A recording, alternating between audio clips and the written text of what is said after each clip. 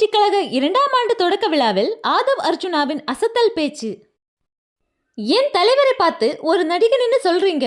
அவர் ஏற்கனவே திட்டவட்டமா சொல்லி இருக்காரு, எனக்கு ஒரே ஒரு கமிட்மெண்ட் இருக்கு, அது முடிந்தவுடன் என்னுடைய வாழ்க்கை முழுவதுமே மக்களுக்காக அப்படின்னு. இப்போ நான் என்ன கேட்கிறேன்னா, எங்க தலைவரை பார்த்து நீங்க ஏன் இப்போ நடிச்சிட்டு இருக்கீங்க? அதுவும் கொஞ்சம் அவர் போடுற பேண்ட் ஷர்ட்டை மாத்தி போட்டு நடிச்சா கூட பரவாயில்ல. இதுல இருந்து ஒன்று தெரியுது, முதல்வரும் உங்களோட ரசிகர் தான். தளபதியை நம்ம எல்லாருமே அண்ணா அண்ணான்னு தான் கூப்பிடுவோம்.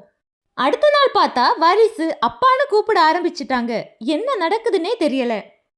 இப்போ ஆளும் கட்சி தூக்கத்துல கூட இந்த கூட்டத்தை எப்படி அடக்குறது அப்படின்னு தான் நினைச்சிட்டு இருக்காங்க.